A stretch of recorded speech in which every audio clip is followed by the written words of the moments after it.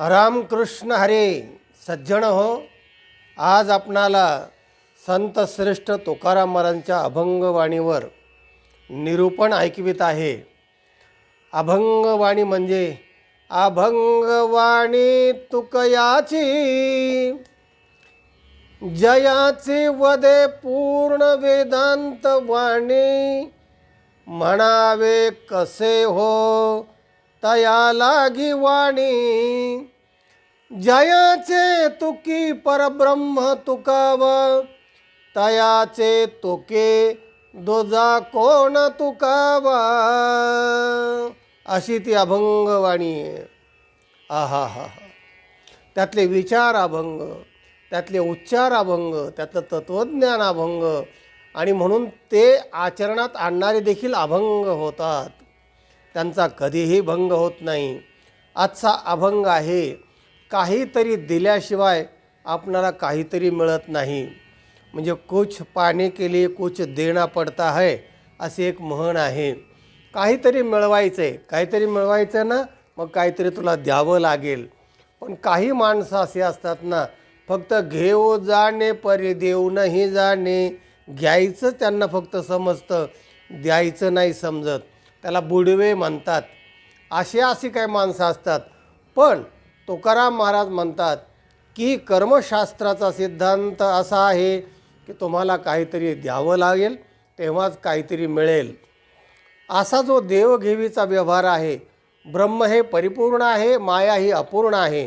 आणि माया कार्य हे सगळं जगत जे आहे पंचमहाभूतांचं त्रिगुणांचं, हे अपूर्ण आहे.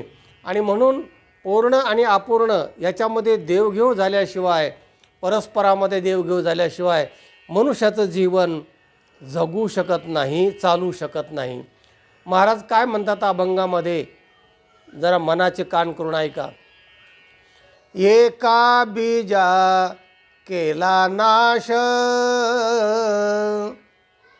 मग भोगिले कणीस. कळे सकळा भाव, लहान थोरावरी जीव. लाभ नाही फोकासाठी, केल्या विन जीवासाठी. तो का म्हणे रणी, जीव देता लाभ दुणी. कळे सकळा भाव. निरूपण. एका बीजापोटी, म्हणजे एक बीज केला नाश. एका बीजापोटी फळे रसाळ गोमटी. म्हणजे बीज एकच लावलेलं असतं, पण त्याचं झाड होऊन अनेक फळं, अनेक रस त्याचा उपभोगायला मिळतात. पण इथे असंच म्हटले महाराजांनी, एका बीजा केला नाश. एक जर ज्वारीचा दाणा आपण जर ओलीमध्ये सीजन असताना पेरला, जमिनीत टाकला, तर त्याचं कणीस येतं नंतर 8-9 महिन्याने. आणि त्या कणसाला इतके दाणे असतात ना, की एक दाण्याचं पेरला एक दाणा आणि एवढं ओंझळभर तरी ते दाणे येतात. काय काय मोठी मोठी कणसं असतात त्या झाडाच्या ताटाला, त्याला ताट म्हणतात, म्हणजे ज्वारीचं ताट. त्याला एवढं कणीस येतं आणि ते इतकं लांब असं कणीस असतं. तर एवढे दाणे, बापरे. म्हणजे हे एक दाणा पेरला आणि ओंझळभर दाणे एका दाण्याचे, असे खंडीच्या खंडी धान्य. एक पायलीभर ज्वारी पेरली की खंडीभर म्हणजे 20 पोते, 20 क्विंटल इतका मालसुद्धा पिकतो. तेव्हा महाराज म्हणतात, काय ही दैवी देणगी आहे. तुका म्हणे आम्हा जोगे विठ्ठल घोगे खरे माप. ही भगवंताची देणगी अशी आहे की तुम्ही थोडं द्या की तुम्हाला परत मात्र खूप खूप मिळतं. एका बीजा केला नाश, मग भोगिले कणीस. एक दाणा पेरला तर एवढं मोठं कणीस, एवढे दाणे तुम्हाला मिळतात. कळे सकळा हा भाव, लहान थोरावरी जीव. हे सगळ्यांना माहिती आहे की थोडं दिलं की जास्त मिळत असतं. लाभ नाही फोकासाठी, केल्या विन जीवासाठी. तिसरं चरण. लाभ केव्हा होतो, केव्हा मिळतो? तुम्ही काहीतरी दिलं आहे तरच लाभ मिळतो ना.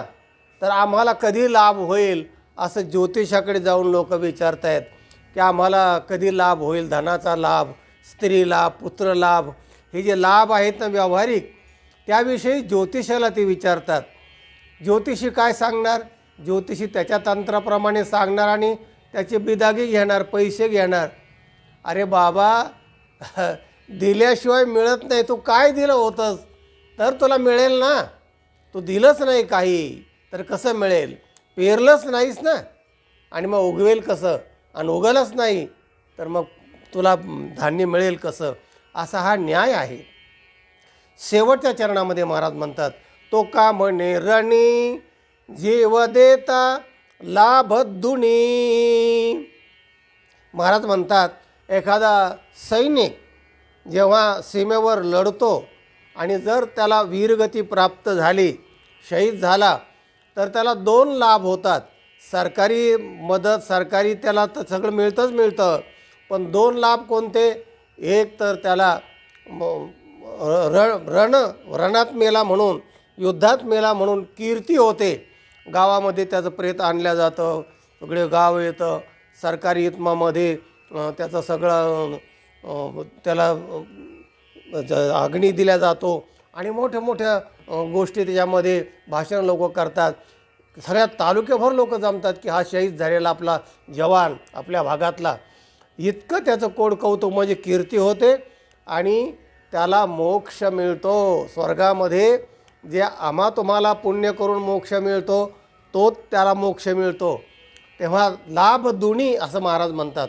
तो का म्हणे रणी, रणामध्ये मेलेला जीव देता, रणी जीव देता लाभ दुनी, लाभ दुप्पट मिळतो. म्हणजे जगाचा हा सर्व व्यवहार देण्या घेण्यामध्ये आहे. तेव्हा घेऊ जाणे पर देऊ नाही जाणे असे माणसं असतात. घ्यायचंच फक्त ज्यांना कळतं ना त्यांना कधी लाभ होत नाही, ते सतत दुःखी असतात. म्हणून जे जे तुम्हाला देता येईल ना ते देत राहा, तुम्हाला त्याचं नक्कीच मिळतं, याच्यावर भरोसा ठेवा. जसं देवसुद्धा पूर्ण आहे असं म्हणतात, देवाकडे आपण मागतो, पण देवसुद्धा प्रेम सुख दोई, प्रेम सुख देई, प्रेमाविन नाही समाधान. भक्त देवाला मागतात की देवा आम्हाला प्रेम दे. आपलं प्रेम कमी पडतं, विषयाच्या प्रेमावर आपलं भागत नाही, आणि म्हणून शुद्ध सात्विक आणि तात्विक प्रेम आपण देवाला मागतो. आणि मग देव काय कसा देतो आपल्याला? तर संतच म्हणतात, घेसे तेव्हा देसे ऐसा आससी उदार. देवा तू अगोदर घेतोस आणि मग देतोस, असं तुझं औदार्य आहे. म्हणजे देवसुद्धा भक्ताची काहीतरी प्रेम घेतो. आणि ते प्रेम घेतो म्हणजे काय? थोर प्रेमाचा भुकेला हाचे दुष्काळ तयाला. थोर प्रेमाचा भुकेला, तो फार प्रेमाचा भुकेला आहे, त्याला तो दुष्काळ आहे. आणि म्हणून भक्ताकडूनसुद्धा तो प्रेम मागतो आणि भक्तसुद्धा देवाला प्रेम मागतात. म्हणजे असा प्रेम देणं प्रेम घेणं असा जो व्यवहार आहे ना, देवघेवीचा व्यवहार आहे.